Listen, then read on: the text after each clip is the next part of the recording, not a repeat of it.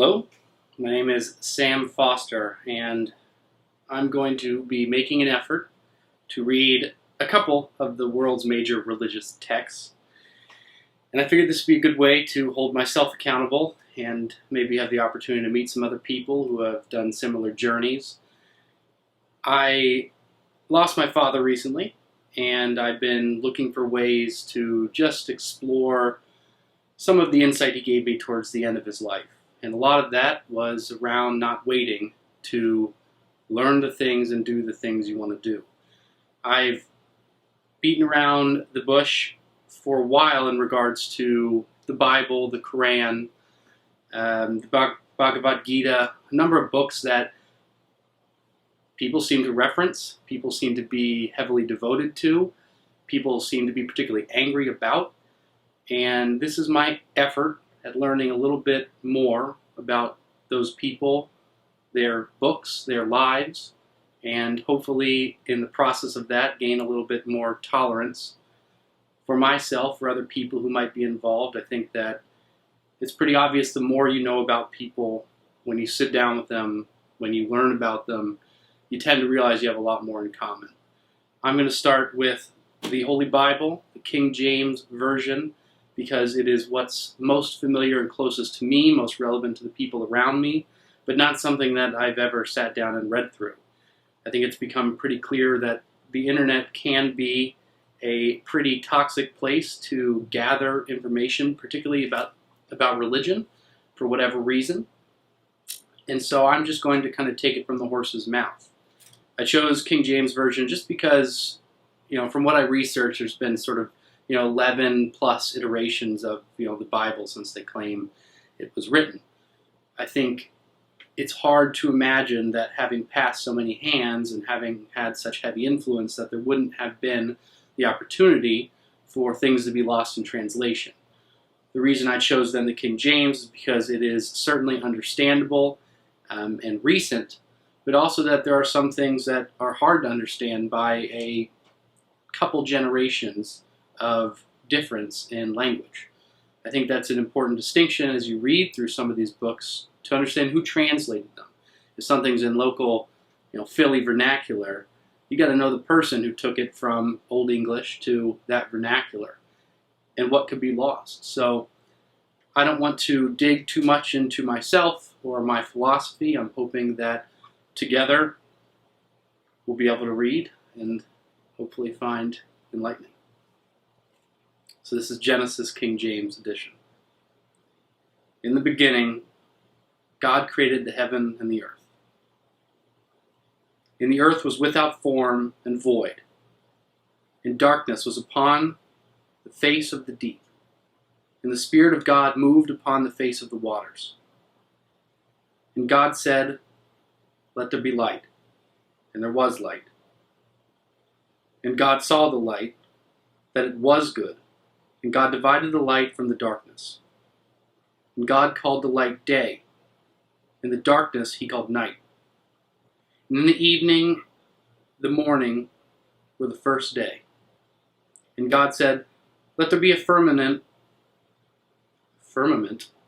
in the midst of the waters, and let it divide the waters from the waters." And God made the firmament, and divided the waters which were under the firmament from the waters which were above the firmament. And so it was. And God called the firmament heaven. And the evening and the morning were the second day.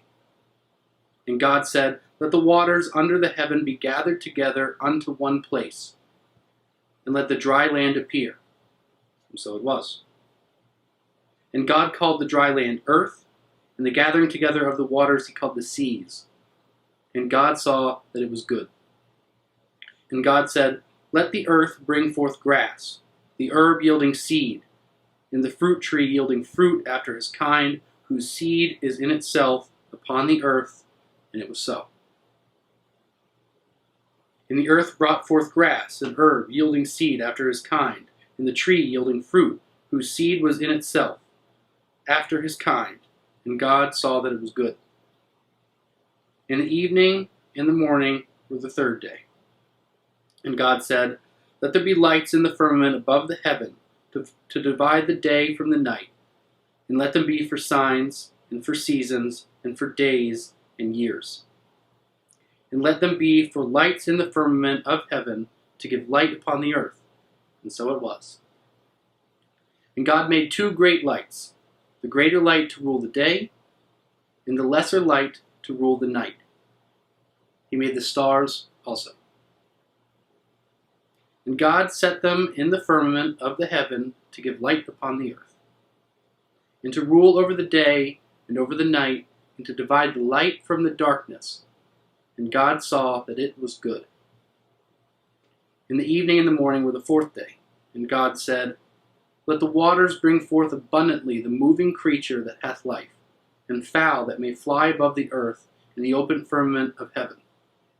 And God created great whales, and every living creature that moveth, which the waters brought forth abundantly, after their kind, and every winged fowl after his kind. And God saw that it was good. And God blessed them, saying, Be fruitful and multiply, and fill the waters in the seas, and let fowl multiply in the earth. And the evening and the morning were the fifth day. And God said, Let the earth bring forth a living creature after his kind, cattle, and creeping thing, and beast of the earth, after his kind. And so it was so. And it was so.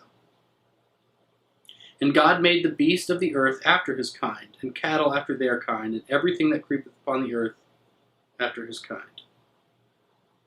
And God saw that it was good. And God said, Let us make man in our image, after our likeness, and let them have dominion over the fish of the sea, and over the fowl of the air, and over the cattle, and over all the earth, and over every creeping thing that creepeth upon the earth. So God created man in his own image. In the image of God created he him. Male and female created he them. And God blessed them. And God said unto them, Be fruitful and multiply, and replenish the earth and subdue it, and have dominion over the fish of the sea, and over the fowl of the air, and over every living thing that moveth upon the earth. And God said, Behold, I have given you every herb bearing seed which is upon the face of the earth, and every tree in which is the fruit of the tree yielding seed. To you it shall be for meat. And every beast of the earth, and every fowl in the air, and everything that creepeth upon the earth, wherein there is life, I have given every green herb for meat. And it was so. I have given every green herb for meat. And it was so. And God said everything that he had made, and behold, it was very good. And in the evening and the morning were the sixth day. Thus the heavens and the earth were finished, and all the host of them. And on the seventh day God ended his work which he had made, and he rested on the seventh day from all his work which he had made. And God blessed the seventh day, and sanctioned it, because that in it he had rested from all his work which God created and made. The story of Adam and Eve. These are the generations of heavens and of earth when they were created, in the day that the Lord God made the earth and the heavens. And every plant of the field before it was in the earth, and every herb of the field before it grew. For the Lord God had not caused it to rain upon the earth, and there was not a man to till the ground. But there went up a mist from the earth, and watered the whole face of the ground. And the Lord God formed man of the dust of the ground, and breathed into his nostrils the breath of life, and man became a living soul. And the Lord God planted a garden eastward in Eden, and there he put the man whom he had formed.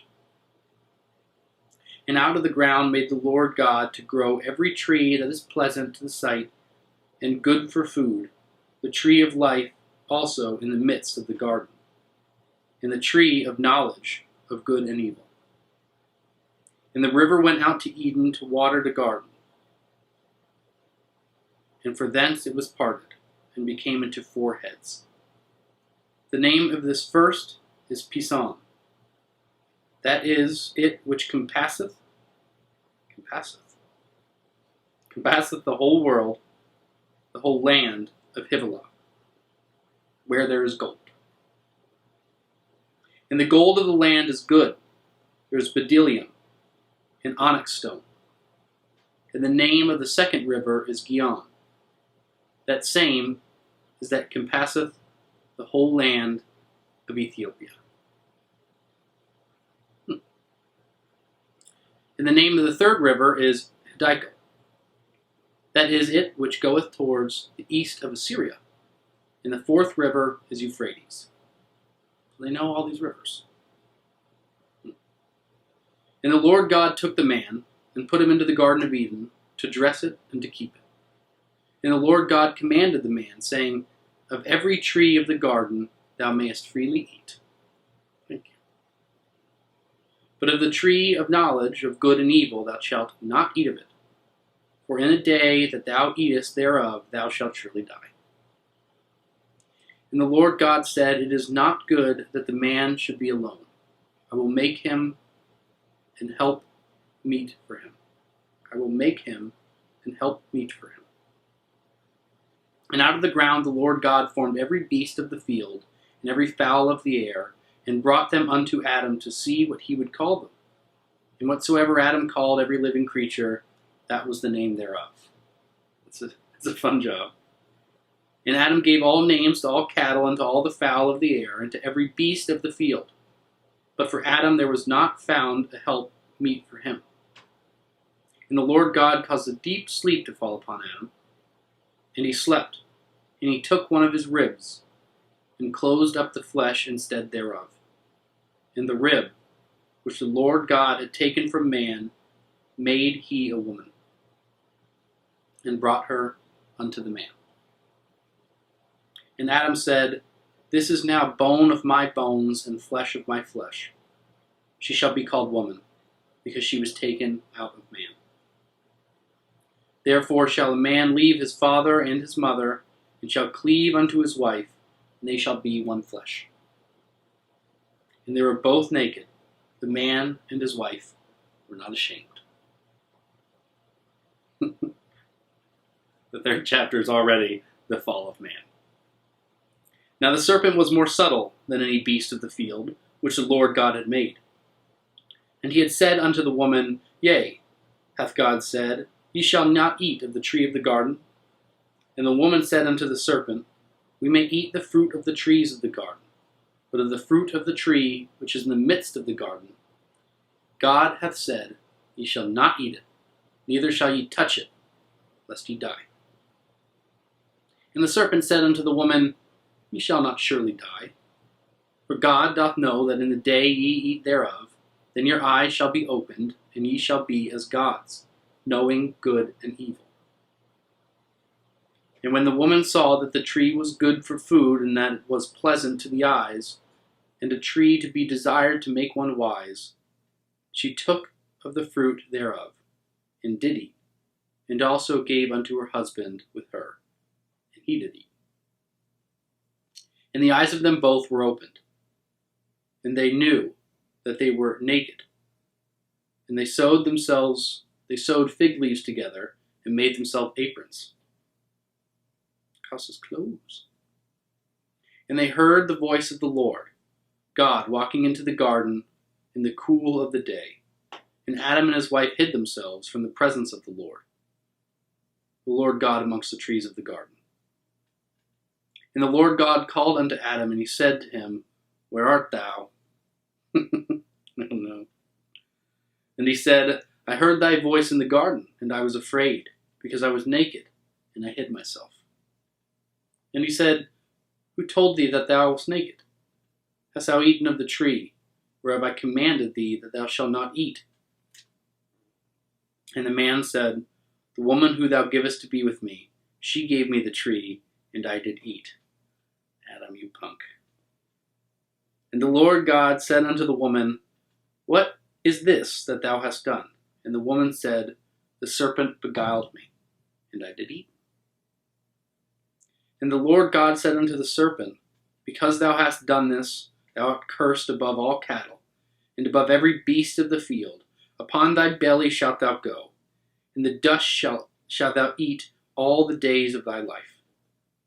And I will put enmity between thee and the woman, and between thy seed and her seed. It shall bruise thy head, and thou shalt bruise his heel.